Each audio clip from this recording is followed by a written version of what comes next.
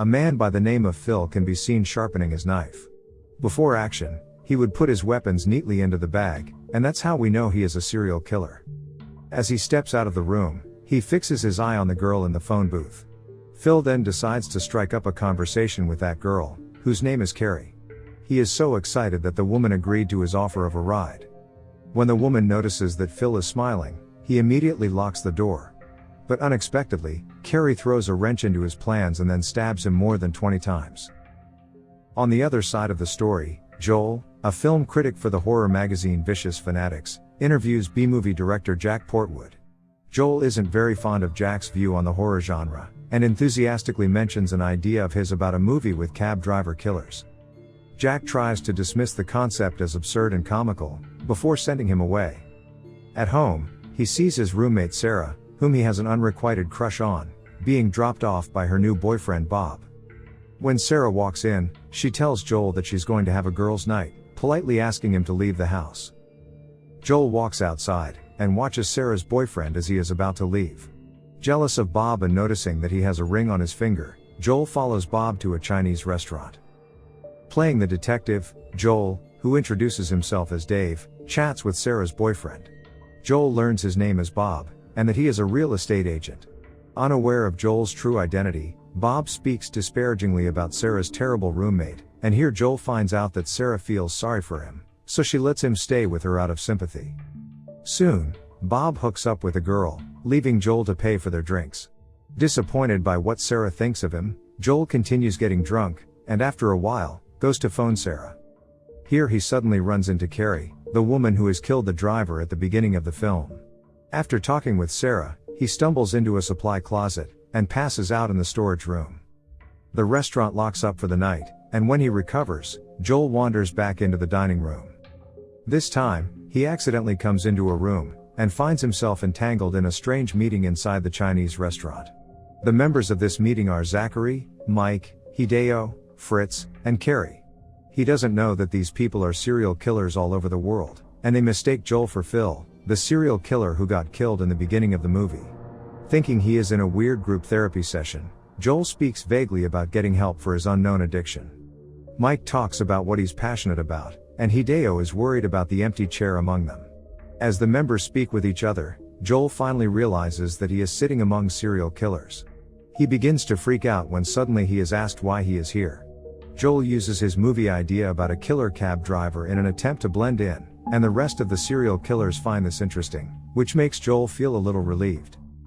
During a break, Joel tries to escape from the room, but someone banging on the door stops him. Zachary tells Joel to open the door and check to see who's there. Joel does this, and to his surprise, sees Bob walk in. Bob is thrilled to see Joel/Dave/Phil among his colleagues. He greets the rest of the killers, and asks Joel what he is like and how he kills. Joel then tries to convince Bob that he is a cab driver killer, but Bob doesn't believe him. Soon, Joel finds himself in a tough spot as everyone starts to get suspicious on him. Bob then locks the door, and Joel is forced to admit that he is not who they think he is. Joel tries to run away, but Bob seizes him and hurls him to the ground. Poor Joel is instantly surrounded by a group of killers, and when the killers argue over what to do with Joel, Zachary appears to exert too much authority. Zachary claims that he has hundreds more kills than the rest of these amateurs. As a result, Mike stabs Zachary in the neck, with Hideo and Fritz finishing Zachary off. When Joel tries to escape, the murderers see that his tape recorder has fallen, and everyone immediately realizes that he may be a mole. Carrie uses the opportunity to kick Joel into the kitchen, then locks herself and Joel inside. However, Carrie admits to Joel that she is not a serial killer, but rather a covert assassin who has been working undercover within a top-secret organization to eliminate all of the serial killers. This takes place while the other killers wait outside, confident that Carrie will kill Joel on her own. Carrie then tells Joel that Bob, Hideo, Fritz and Mike are responsible for the 12% of all the unsolved murders in North America. There are 4 of them altogether. One of them, Hideo, is a killer chef who is known for creating high-end dishes using human skin. Mike, a rage monster with mommy issues, fixates on college-aged victims. Another one of them is Fritz, emotionless, and dresses like a clown before beginning his act. But among this group of assassins, Bob is the most dangerous of them all. He's a neighborhood sociopath killer with a high IQ of 180, who often kills people by pretending to be someone else, like a lawyer, dentist or real estate agent. As the killers try to infiltrate the kitchen, Carrie comes up with a plan of her own. She reveals to Joel the dismembered body of Phil that has been stashed in the refrigerator, and tells him what to do. Meanwhile, Hideo the killer chef sneaks into the kitchen by going through the vent in the ceiling. As he enters the kitchen, he sees Joel lying face down with Phil's intestines by his side. Outside, Fritz the clown secretly comes to the back door and tries to open the lock. Carrie hears the sound as she picks up the chopper and hides in the darkness. When she sees Fritz's hand attempts to enter the kitchen, she severs his fingers, while Joel throws Phil's intestines at Hideo. Joel is almost dead when Hideo throws a knife at him. Lucky for him, Carrie comes in and strangles Hideo to death with Phil's intestines. Meanwhile, Bob looks at Joel's driver's license and swears, because Joel is Sarah's roommate whom he thinks is a loser. Bob then tells Joel that he will kill Sarah, and without consulting Carrie, Joel pulls the fire alarm. Bob, who has an IQ of 180, immediately calls the police, saying that Carrie is a killer who broke into the restaurant and Joel is her accomplice. At the same time, Carrie takes out the list of killers, and crosses out Hideo's name. Hit him! Yeah! Freeze! Drop the axe, playboy! Carrie and Joel surrender when the police arrive, and they are soon taken into custody. Bob and his fellow serial killers are watching from inside their car, where Bob says that they're about to have fun this night. In the police station, Joel tries to explain what happened just now, but of course, the detectives dismiss his seemingly crazy claims. Carrie also warns the officers about the dangers they're facing from the serial killers, but the police decide to hold them there. Joel then tries calling Sarah to warn her about Bob, but she simply says she is coming to get Joel before hanging up. After that, Joel makes another attempt to use the phone, but Carrie jumps at him and hits him in the face, yelling at him for ratting them out. The detectives continue to reject any information they are given, so Carrie and Joel are both locked in a cell. In the cells, Carrie says that she needed a distraction to grab a paperclip. They both then have a little chat, and Carrie tells Joel that he can't force Sarah to love him. On the other hand, Bob's plan is also quietly proceeding. He disguises himself as a detective and comes to inspect two suspects. When he comes to the cells, Joel immediately recognizes Bob, but no matter how he testifies about the killer, no one seems to buy it. Bob says that Carrie is dangerous and unpredictable, and gives her a triumphant look before leaving. In another room, he invites the police to have some drinks. Bob's ruse gives him access to a notebook confiscated from Carrie, and Carrie's kill list reveals what she has been doing. Meanwhile, Fritz the clown surprises an officer who is waiting at his desk, and paralyzes him with an injection. Fritz, in his excitement, kills the officer with a nail on his forehead, and drags his lifeless body away. When the lights suddenly turn off, the policeman is a little worried and hurries to check. One of them decides to go investigates.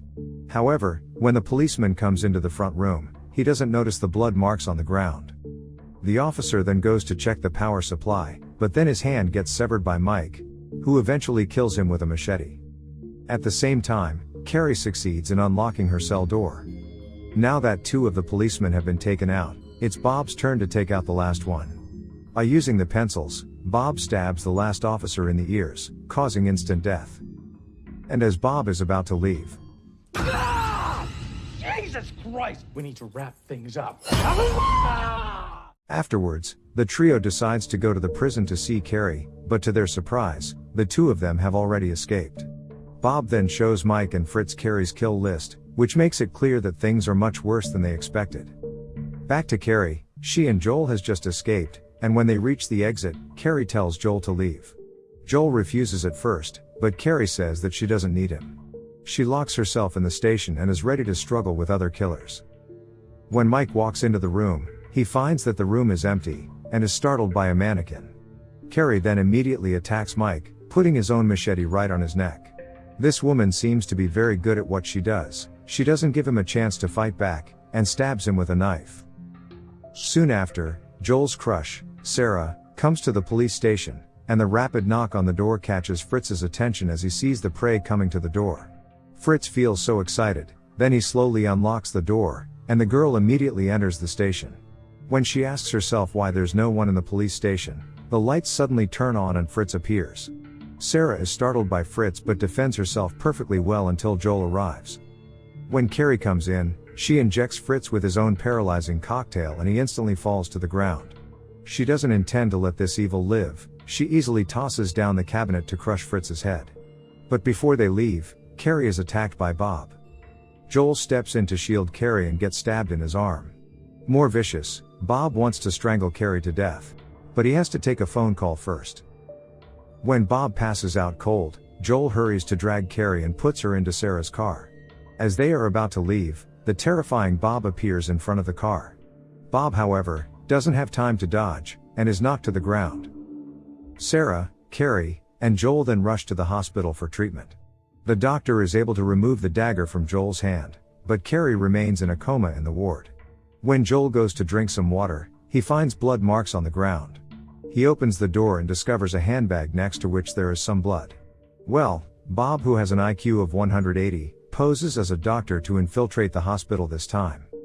Looking at Carrie lying unconscious, he immediately picks up the scalpel, but Carrie restores consciousness when Joel arrives.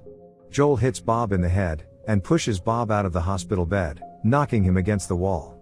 The two men start fighting together. When Bob picks up the knife and wants to stab Joel, Carrie rushes over in time. Bob is stabbed by her repeatedly, and she doesn't stop until he is finally dead. Carrie knows that when dealing with such a devil, she must stab them to death in this way. Now that the group of killers is completely wiped out, everyone can breathe a sigh of relief.